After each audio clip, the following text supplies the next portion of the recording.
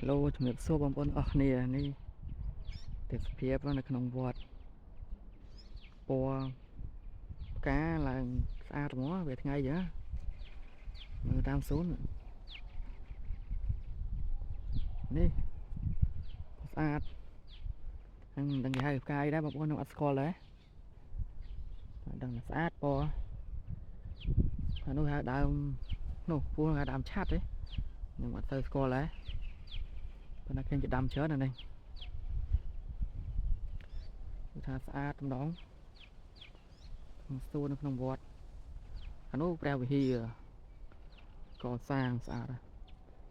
ឆ្នាំតែថតផលឲ្យបងប្អូនមើលរហូតនោះនេះសួនសត្វផ្កាអញ្ចឹង